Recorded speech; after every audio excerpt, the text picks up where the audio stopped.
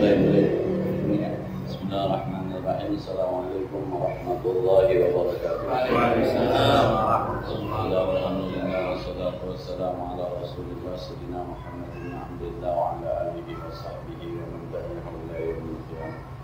Amma ba'du, wal fatihatu ila hadratin Nabi Mustafa Rasulullah sallallahu alaihi wasallam. Bismillahirrahmanirrahim. Wa ibadina wa ibadina wa masyayikina wa li jami'il muslimina wa muslimat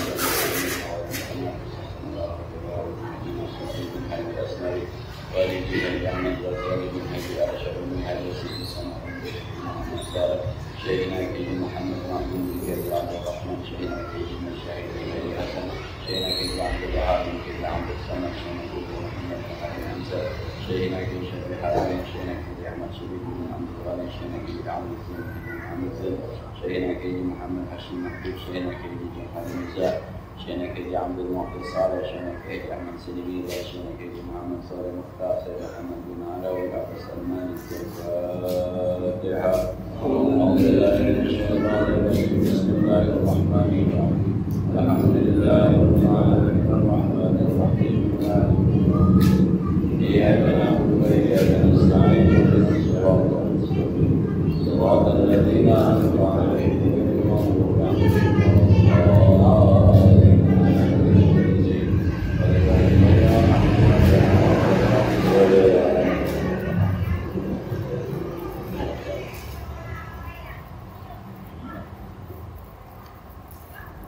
Bismillahirrahmanirrahim.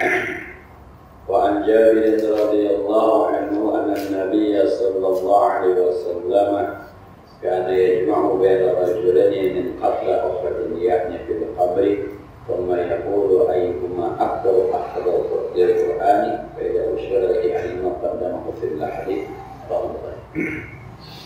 Kita masih melanjutkan hadis tentang menghormati orang yang punya kelebihan, menghormati orang yang lebih tua, menghormati orang yang kita anggap alim.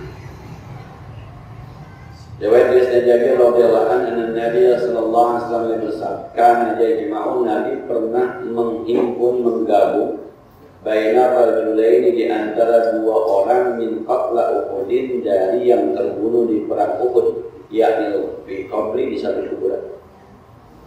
Ketika terjadi perang Uhud, sejarah mencatat ini perang kedua setelah perang Badar.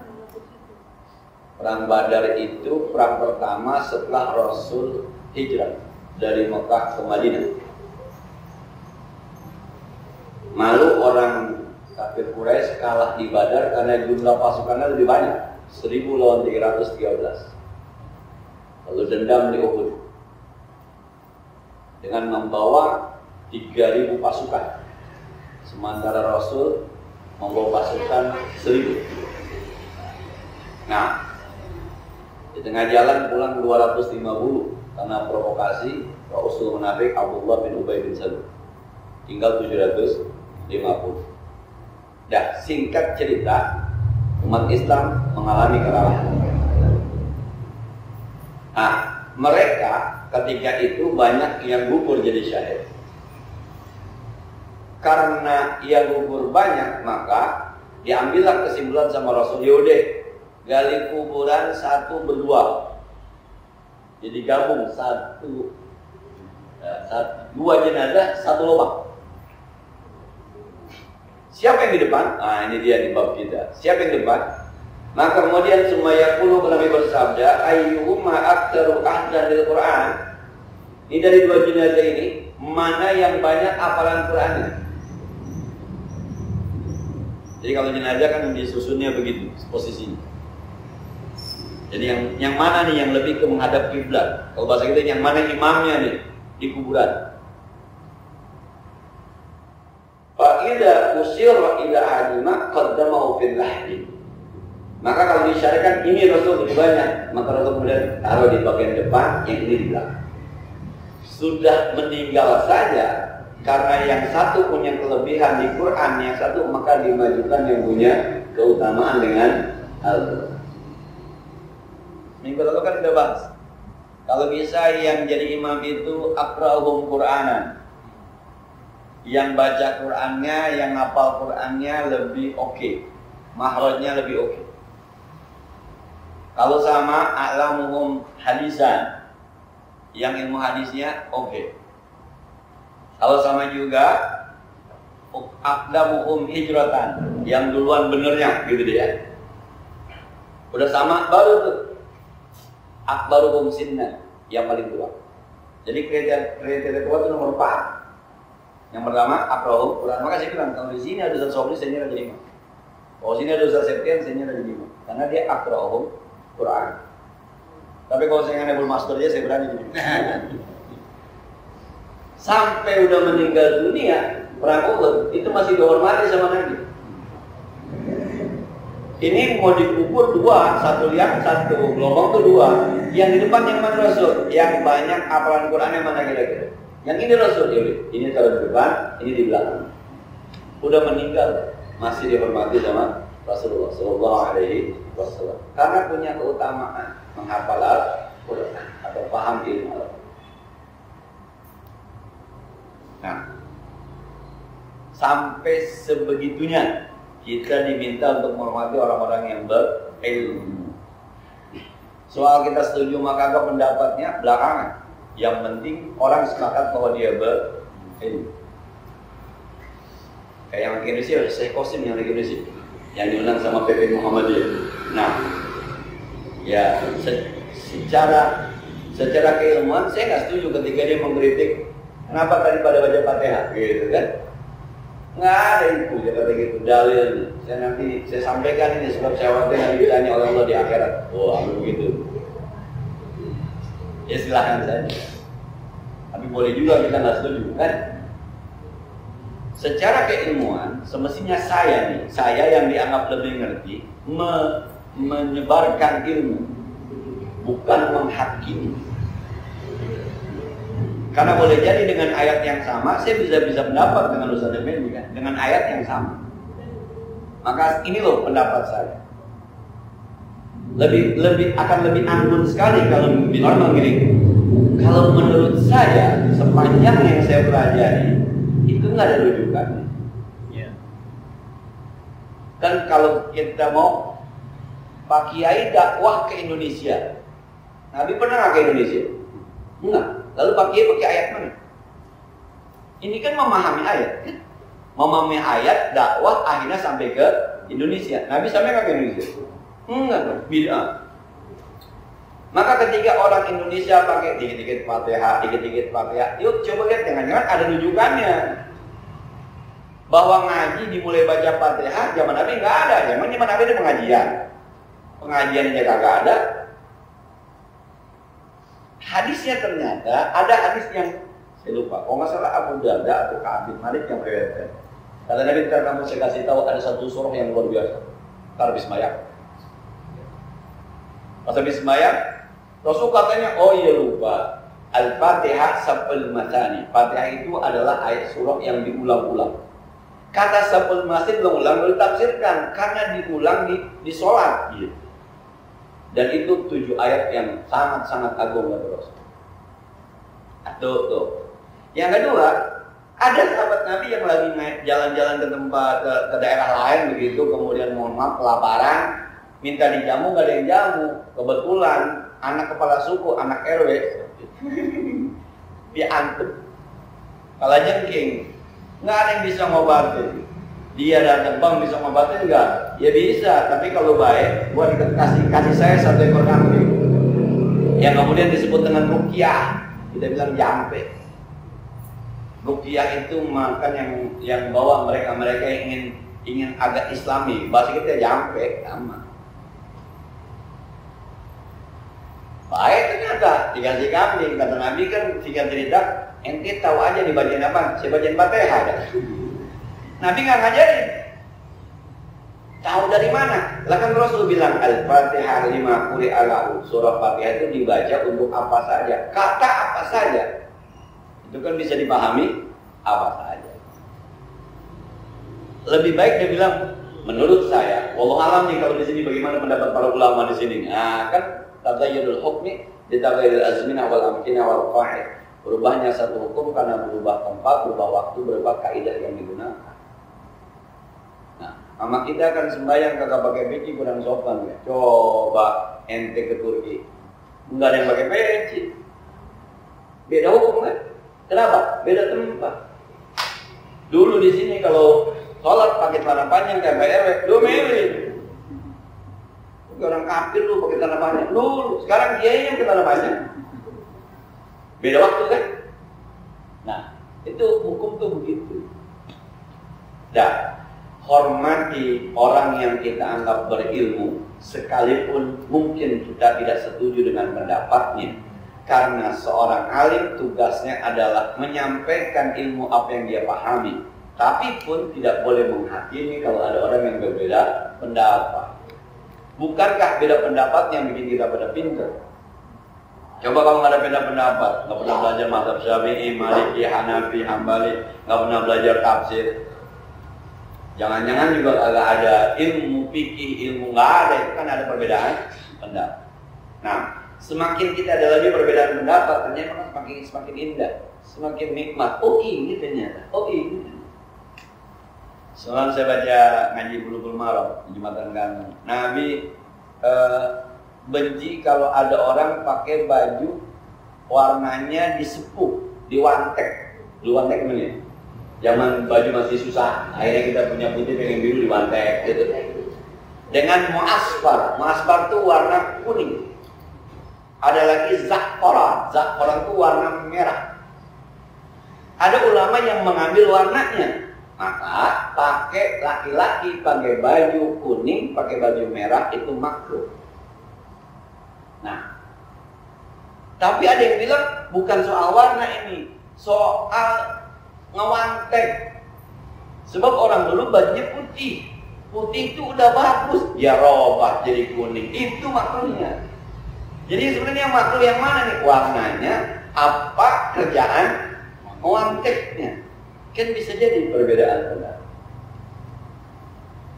Nah, jadi tetap saja orang berilmu, sekalipun kita tidak sependapat, harus dihormati. Bagaimanapun kita dibanding dia lebih baik di ini menghafal Quran doang ngerti kagak. Paling kagak dia udah hafal Quran 30 juz.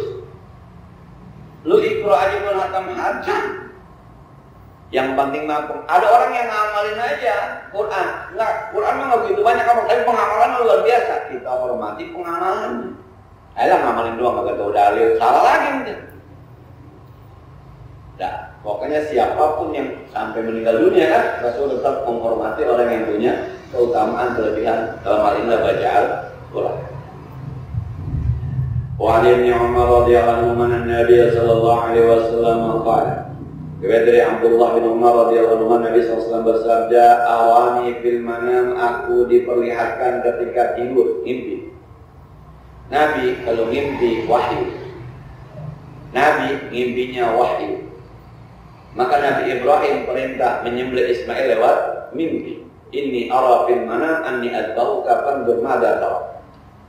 Aku semalam mimpi diminta untuk menyembelihmu hai Ismail. Fanzur madza tara. Bagaimana pendapat? Nabi kalau mimpi itu wahyu. Nah, tapi sekalipun dia ulama, sekalipun dia habaib, dianggap sebagai wali, kalau mimpi maka tidak dianggap wahyu. Mimpinya Nabi wahyu mengikat umatnya, tapi mimpinya ulama, termasuk mimpinya kita, sekalipun baik, itu tidak mengikat. Sekedar informasi silakan. Kan banyak tuh kadang-kadang ada penceramah, Habib Syekh pernah bermimpi, ya silakan sebuah cerita, tapi tidak bisa dijadikan rujukan hukum. Mimpi kita bukan wahyu. Syukuri saja kalau teman-teman ketemu mimpi ketemu Nabi, alhamdulillah. Syukuri saja. Tapi ketika di dalam mimpinya Nabi ngomong, ada teman-teman kita mimpi ketemu Nabi, terus Nabi bicara, kampung itu kampung surga. Dia silakan mimpi, tapi itu tidak bisa dijadikan sabda Nabi. Tidak bisa dijadikan, saya bermimpi Nabi ketemu Nabi, Nabi bersabda, nggak bisa.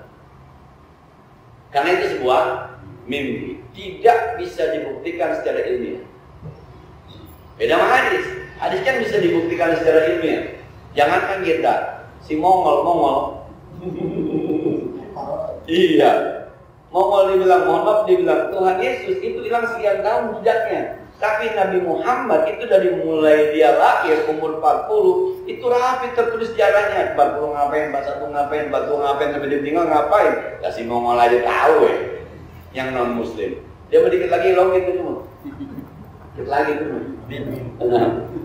Artinya ya, ketika Nabi sampaikan ada yang mendengar, kemudian disampaikan lagi, tidak ada dengan sangan. Nah ini ilmunya Ustaz Bule itu. Sampaikan. Saya ngaji ini di sanadnya nih. Saya dijazakan oleh Allah ya Rabbu kita kayak di Ahmad Syarifuddin Abdul Ghani. Pas mau saya ngaji hatam di ijazahkan. Dia dapat dari pertama gurunya Kiai Muhajirin. Kemudian dimanjak pada gurunya sampai kepada Rasulullah sallallahu alaihi wasallam. Nah, itu namanya sanad. Dah, tapi kalau mimpi kan susah. Mas pun mimpi ketemu Nabi, siapa yang berani bersaksi? Waktu saya ngimpi, ada Anto. Kata Anto, kok gak ngimpi? Lu ngimpi ketemu Nabi, gua ngimpi ketemu artis, gimana? Nah, dah. Jadi Rasulullah bermimpi, atau atas sawwaku bisiwakin. Aku sedang bersiwak dengan satu siwak. Faja'ani rajulani ahaduhuma akbaru minal akhar. Lalu datang dua orang laki-laki, yang satu lebih tua dibanding yang lain. Fanawaltus siwakal asghar. Lalu aku berikan siwak itu kepada yang lebih muda. Fakhidali kabbir. Maka ada suara memberitahu aku kabbir, yang tua. Pada waktu idal akbar minhuma, lalu aku gak jadi kasih yang muda, aku kasih yang tua. Nah, itu mimpi. Mimpi Nabi lagi nyiwak. Datang dua orang tuh. Yang satu muda, yang satu tua. Mungkin yang muda duluan. Maka kata Nabi, mau pakai nih. Ya, siwak bekas Nabi berebut. Siwak bekas kita buang. Siapa yang mau? Asini, ternyata ini mudaan, ada suara kabir, yang tuaan dulu. Akhirnya nggak jadi, dikasih yang tua. Urusan umur saja.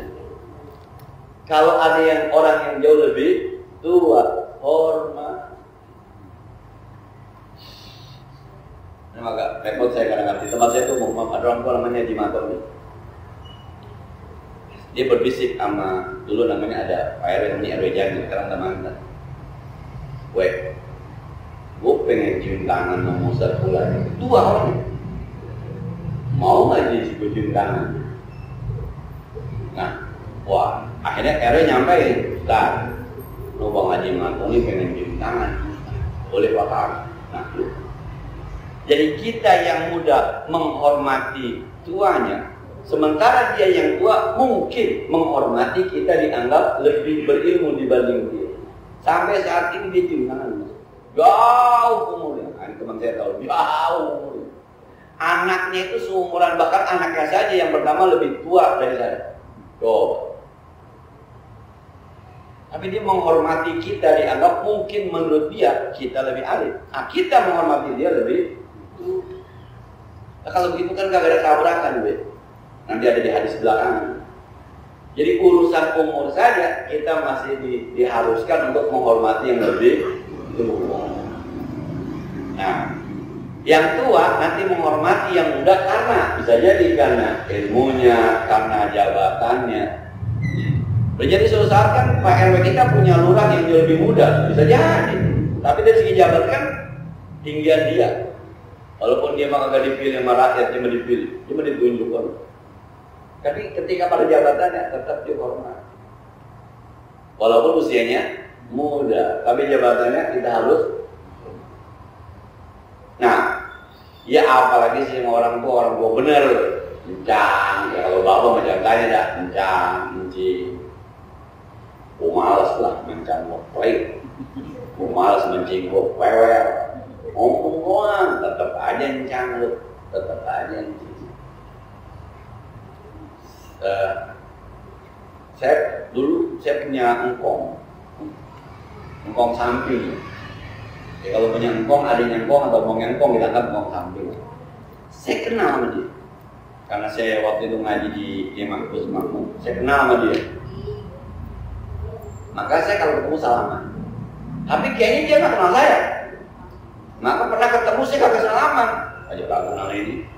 Ketika lebaran datang ke rumah saya, ngomong sama bapak saya. Bapak saya namanya Suki. Ki, anak lu nggak kenal sama gua? Buset.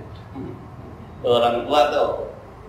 Kata orang tua saya, besok-besok lu ketemu ngomong lu mau kenal kayak kagak kayak dicium tangan aja. Kita kan anak kecil, anak baru SMP, aja kagak kenal, ngapain bersalaman dulu.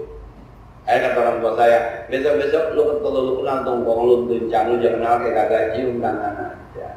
Karena memang yang tua berhak untuk dihormati, walaupun yang tua juga nggak boleh bilang hormat, tapi yang muda menghormati. Rasul dari segi umur saja itu diperhitungkan, hormati yang jauh lebih tua. Sekalipun barangkali secara ilmu Anda memang lebih pintar, Anda lebih. Tadi pagi kalau nggak salah ngaji subuh itu saya bilang, orang itu kan hebat pada masanya. Nah, jangan ukur orang dulu sama sekarang. Alah, bapak dulu kagak sekolah SD aja, belagu-belagu. Sebab zaman dulu boleh jadi orang yang sekolah jarang, yang sekolah SD itu prestasi pada masanya. Sekarang anak udah kuliah, pakai ngatain bapaknya. Sebab dia mengukur masa ini dengan masa lalu. Ya kagak sama lah. HP aja zaman dulu sama zaman sekarang beda. Zaman dulu yang ada antenanya gede panjang kayak pisang goreng bu. Ketika ditenteng dulu keren pada masanya. Sekarang norak, jangan diukur sekarang. Maka kalau ngeliat film-film zaman dulu kita kadang-kadang ketawa. Saya orang itu jam film oma. Orang begitu amat potongan rambutnya. Lu mau kena sekarang, dulu itu paling keren. Jadi orang tua kita dulu pada masanya itu paling keren. Karena nenek-nenek zaman sekarang itu dulu kembang desa zaman dulu. Zaman dulu, ada masanya. Nah, hormati orang juga dari segi umurnya. Kalau dia lebih tua. Kan cerita yang sudah familiar Abu Bakar Siddiq kan? Itu kan dulu Nabi bangun dari ruku bukan asal Allah, Allahu Akbar. Itu gara-gara Abu Bakar Siddiq mau ke masjid, ada aki-aki jalannya lama, Yahudi. Nggak didahuluin, ikut aja di belakang itu aki-aki lama. Sampai di masjid, Nabi lagi ruku, Allahu Akbar. Kata Nabi kan, man adraka ruku'ah faqad adraka rak'atan. Yang dapatin ruku imam maka dapat rakaat. Abu Bakar senang banget, alhamdulillah, akhirnya keburu juga, alhamdulillah. Jibril bilangin, Muhammad, Abu Bakar memuji Allah di belakang. Diganti sama Nabi, sami Allahu liman hamidah. Allah mendengar orang yang memujinya. Siapa? Abu Bakar.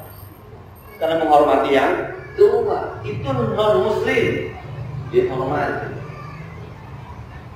Nah, ya apalagi orang tua, benar orang tua kandung, janjing. Pokoknya dia mau pelit gak, dia mau bewel gak, dia mau udah alaman aja, cium kakaknya aja, mau kemana aja.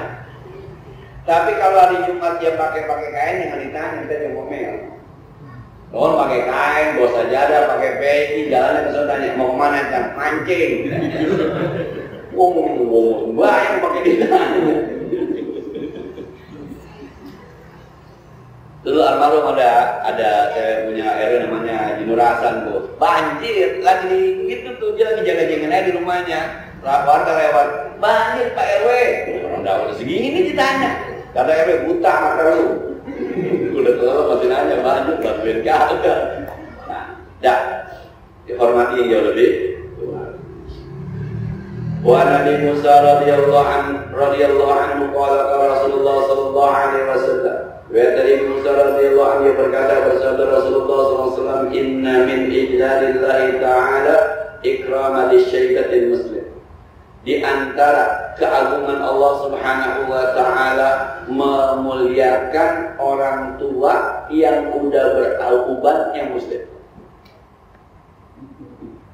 Allah menghormati orang tua yang sudah berubah dan muslim.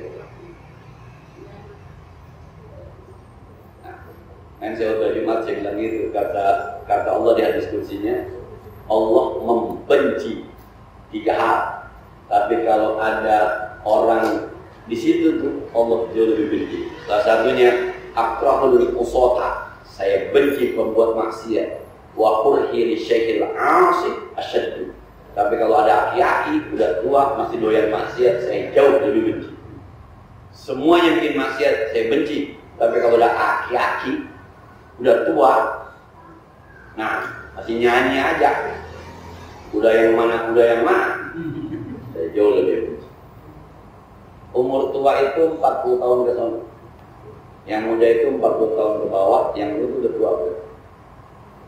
Nah, maka kalau ada orang udah tua ubanan muslim dalam arti tidak berbuat maksiat, atau ya kalau bermaksiat adalah sesuatu yang terpaksa, bukan karena kemauan sendiri,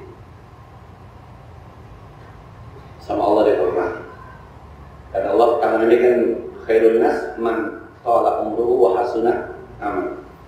Baik manusia yang umurnya panjang tapi amalnya baik. Seburuk-buruk manusia adalah yang umurnya panjang tapi saat amal jelek perbuatan.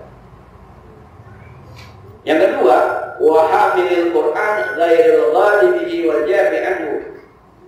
Yang Allah muliakan adalah hamilil Qur'an, orang yang membawa Al-Qur'an. Hafal dah bahasa kita. Orang yang hafal Al-Qur'an, bisa baca Al-Qur'an, enak baca Qur'annya, tapi ghairil ghalibihi, tapi tidak memahalkan dirinya.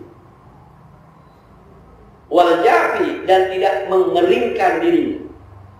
Bahasa mahal itu apa ya? Mungkin kalau bahasa kita ya pakai dibayar gitu. Bukan, dia nggak butuh duit, bukan. Tapi misal, mohon maaf, misalnya Mas Pur bisa baca Quran, kemudian dipanggil disuruh baca Quran, ya dibaca aja. Soal pulang nanti ada amplop berapapun diterima aja, nggak pernah berhitungan. Tuh ghairullah. Tapi kan ada yang berhitungan. Nah, para penceramah, para khatib Jumat juga nggak boleh, Allah. Maka dalam bahasa agama mestinya ceramah itu tidak jadi profesi. Khotbah Jumat tuh nggak jadi profesi. Jadi suruh, ya berangkat aja. Ntar pulang mau dibesekin kek, mau diamplopin kek, kagak kek, mestinya pulang aja mestinya. Nah, soal nanti diundang kagak datang lagi belakangan. Harusnya korek itu sebenarnya ketika diundang, ya datang aja. Emang gue bisa baca Quran, orang pengen dengerin gue baca Quran, baca aja. Itu dari sisi koreknya. Kita yang undang biar tahu diri aja. Nah, kalau orang kita udah undang, itu namanya bukan honor, bukan namanya bisyarah. Bisyarah itu yang bikin orang senang, orang suka, orang ira. Bisyarah. Mohon maaf nih, kalau pengalaman pribadi ternyata bisyarah itu bukan sekedar uang, tapi pergaulan kita, ngobrol kita, nyaman kita, nyambung kita, itu bisyarah. Kadang-kadang nih kalau, mohon maaf ya, kalau kita ketemu orang itu dari mulai sampai ini udah kita ketawa segala macam, udah nyambung, segala macam, udah asik. Tapi kadang-kadang kan ada yang kepangkatan protokoler. Kita sendiri-sendiri aja di pojokan, gak ada yang ngomong. Ada, udah bagus. Bete ya. Itu namanya bisyarah. Maka ceramah di kampung sama di kantor-kantor mendingan di kampung. Dari kantor-kantor pengetahuan protokoler. Jadi saya pernah ngisi di satu tempat lah, kita anggap instansi pemerintah gitu. Jadi mata-mata yang memandang kita itu mata-mata orang yang ngeliat kita nyari duit, dari amplop. Udah begitu tuh. So dia bakal tahu. Udah ada anggarannya dan ini harus jalan. Dan kadang-kadang ketika kita sampaikan, yang dengerin, yang kagak-kagak, yang penting program jalan. Beban gitu. Kalau emang harus jalan programnya, ada anggarannya. Jadi kita rada-rada kurang tapi demen, yang dengerin itu sebenarnya tapi ikhlas. Karena memang dia disuruh. Itu sebuah instansi pemerintah begitu. Nah, kan ditanya dulu kok, Ustadz titelnya apa ya? Tuh. Sebab S1, S2, S3 beda. Udah ada tulisannya sudah tuh. S1 sekian, S2 sekian. Yang ada kejauh profesor ya. berusaha dulu. Dan yang Allah muliakanlah orang-orang yang hamil Quran, orang-orang yang menghafal Quran tapi ghairul ghal wal jab. Jab itu dia jarang baca, bacanya kalau ada panggilan doang. Orang kalau hafal Quran kemudian jarang murojaah, hilang. Kita nih udah sering ngapal nih An-Naba, tapi nggak pernah diasah, hilang. Yasin nggak pernah diasah. Untung ada malam Jumat. Ada murojaahnya, hilang.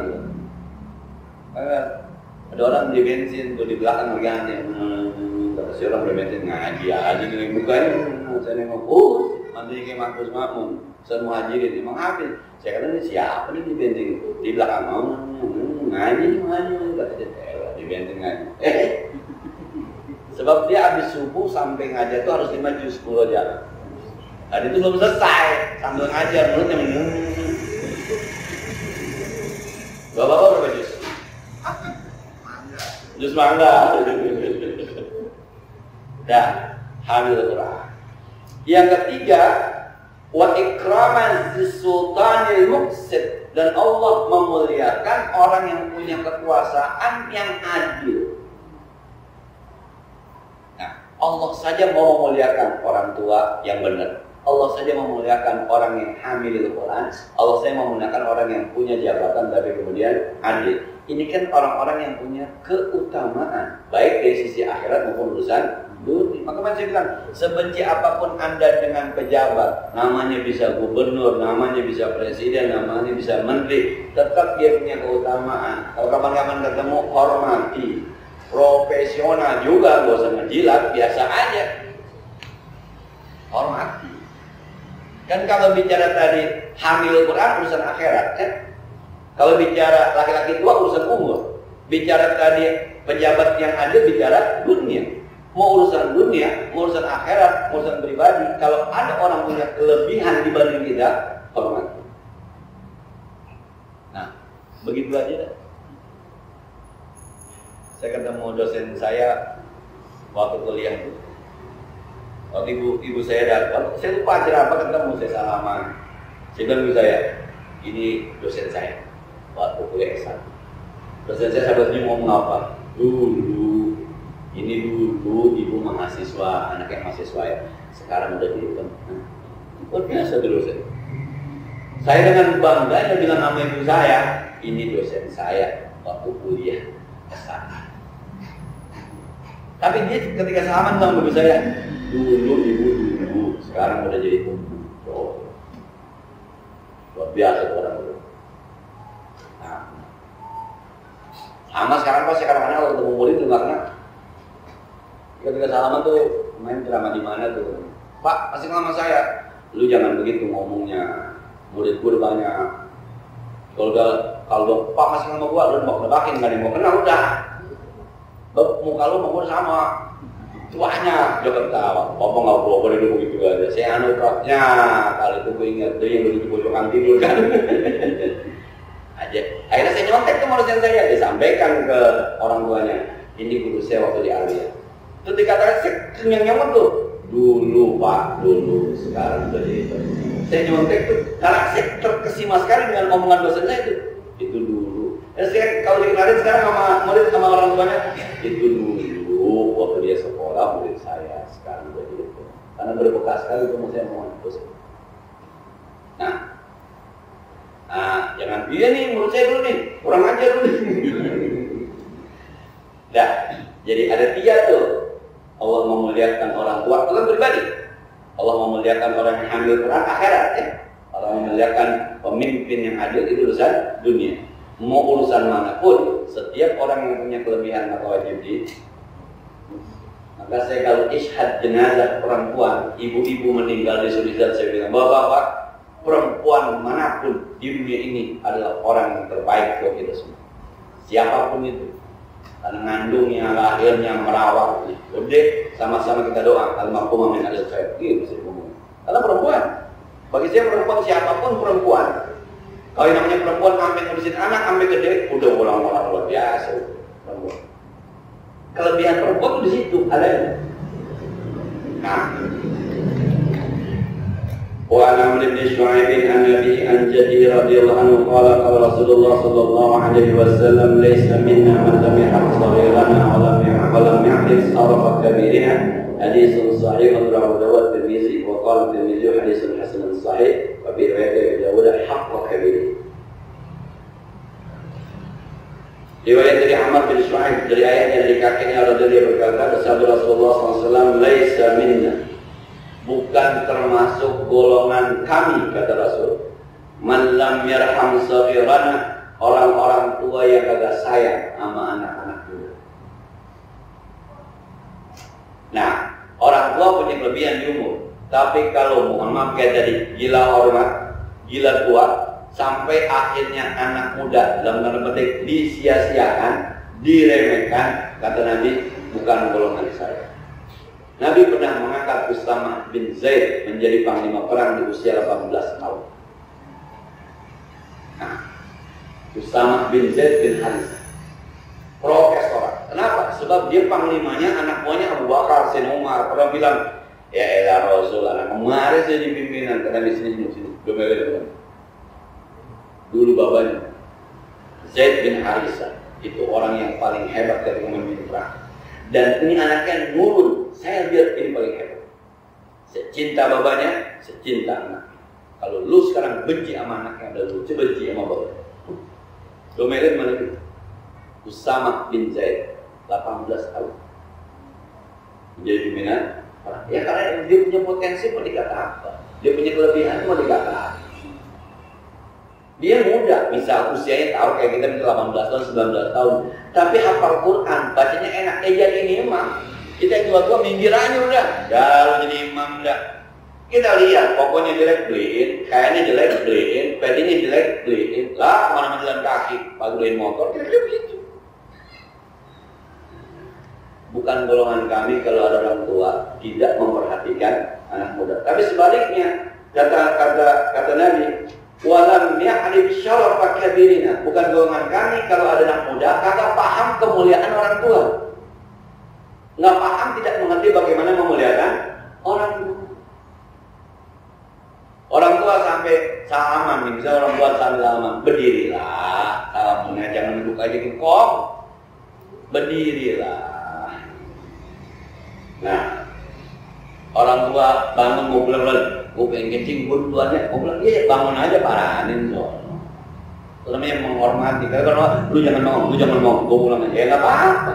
Tapi ini kadang-kadang yang orang sana nggak bisa memahami ketika ada orang misalnya di depan kiai, di depan ulama, duduk simpu dulu, baru cium tangan. Orang sana menganggapnya itu pengkultusan, bukan Pak. Ini Indonesia punya ini mah. Begitulah cara kita menghormati orang berilmu. Di hadis ini bukan mau menyembah ulama, bukan, menghormati. Dari awal bilang innamal a'malu binniyat. Enggak ada. Aduh, guru kita kayak Mahfud Hasil misalnya, ketika kita mau salaman, masih kita berdiri aja salaman begitu. Ada kita mah kurang ajar. Di Saudi biasa, kita maaf di Saudi beda ada tuh. Di Saudi nggak ada cium tangan. Penghormatan di Saudi adalah mengecup keningnya. Di sini kita ngecup kening kiai, waduh, LGBT. Beda. Maka kita akhirnya bersimpuh lalu cium, ada yang pakai belak-balik begini, itu niatnya ikroman. Jadi yang tua diminta sayang sama yang muda diminta hormat sama yang tua. Hormat itu memahami kemuliaannya. Kalau yang tua umur bagaimana memuliakannya, yang tua alim bagaimana memuliakannya, yang tua mohon maaf pejabat bagaimana, yang tua kaya bagaimana cara memuliakan. Kan masing-masing punya kelebihan, punya keutamaan. Nah, kita yang muda tahu diri dah. Nah, besok ketika ada yang muda, lu di imamnya, udah tua, guru saya di kampung ini kayak saya dulu masih ada ini. Kalau orang nanya sesuatu yang kelihatan jelimet, lu tanya kuliah aja dah. Orang nanya kayak saya segala nanya, apa namanya jual beli pakai dulu zaman kartu kredit ditanya, jual beli ini ditanya, lu ke kuliah aja dong, jangan nanya gue. Nah, saya pas orang saya bilang, nanti yang saya suruh mari gitu. Oh lu suruh mari ya, berarti udah dapat SK itu keren. Kalau tahlil tuh begitu. Boleh ya, bisa tuh banyak lupanya. Coba. Kadang-kadang dia mimpin tahlil sih kita boleh doa. Terbalik mestinya. Kita yang tahlil, dia yang doa. Nah, dia doa. Saya doa. Saya banyak lupanya. Nah, terakhir Kiai Mahfuz Makmun pernah nyembayangin di kampung saya. Imamnya Kiai Mahfuz, Kiai Syarifuddin, yang nimbalin doa Kiai Mahfuz. Kiai Mahfuz ketika kasih speaker, kamu ente, iya. Karena saya di sampingnya, Kiai Syarifuddin yang jadi imam, doanya diminta beliau. Ketika beliau kasih speaker, ente aja kamu ente.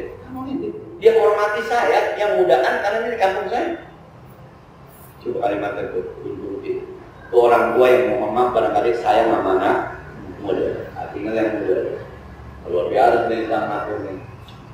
Kadang-kadang begitu, kadang-kadang begitu. Yang muda merasa bisa, kadang-kadang orang tua dilewati. Yang tua merasa tuanya anak muda dilewati. Ini kadang-kadang suka. Kalau bahasa dulunya Kisopian itu apa namanya? Gap of generation. Jadi ada tabrakan antar generasi. Nah, ada pertanyaan dulu deh ya, jadi tanggung nih ntar kemalaman. Kalau tadi mau ngundang, ya. Sebelum kita lanjutkan, karena kita masih punya waktu 5 menit, yang ada pertanyaan tentang ini atau lainnya kita silakan.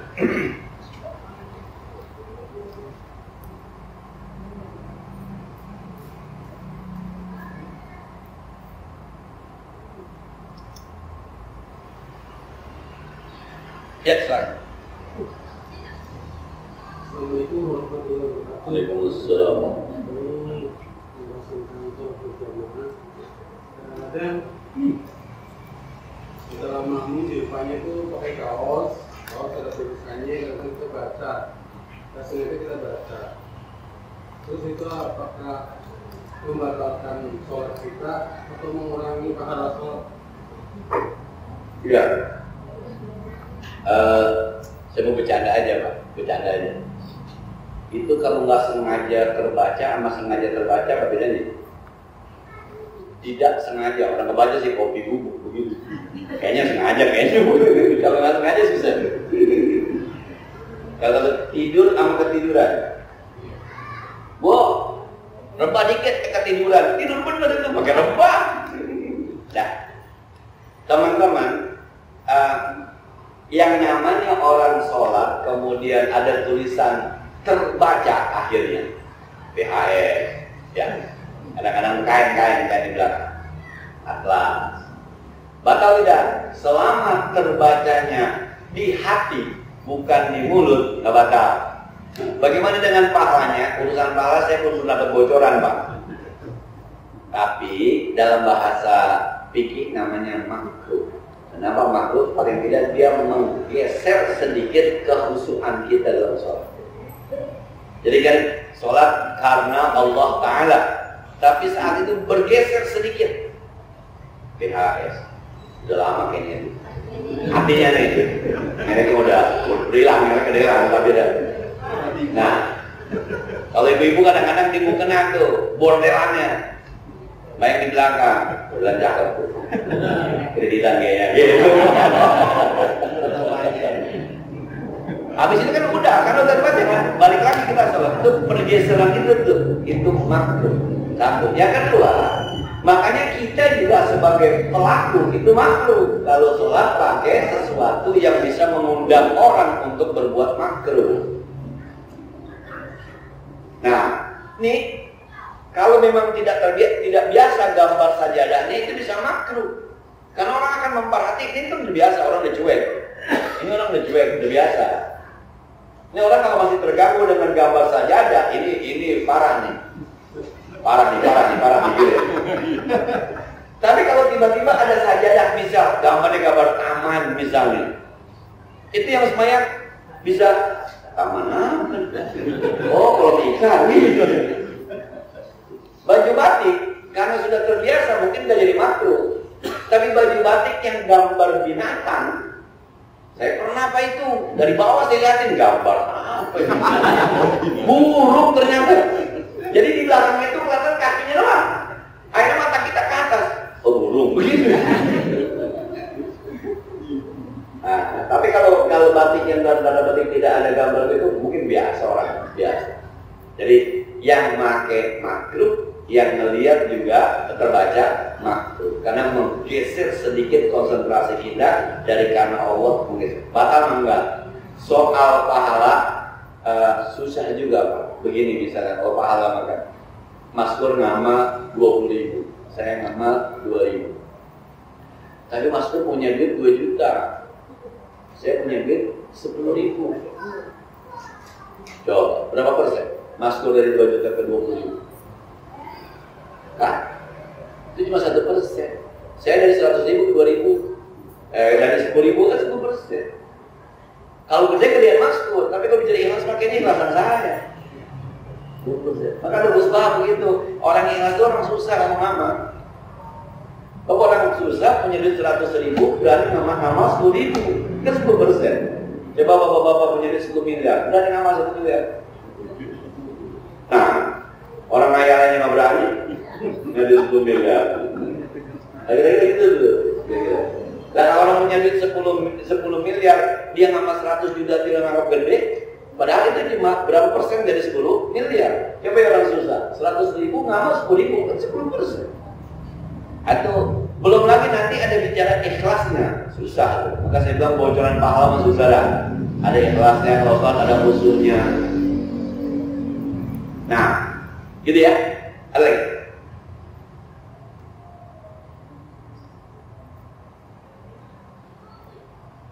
Cukup deh, udah ada manfaatnya. Al-Fatihah. Bismillahirrahmanirrahim. Alhamdulillahirabbil alamin arrahmanir rahim maliki yaumiddin.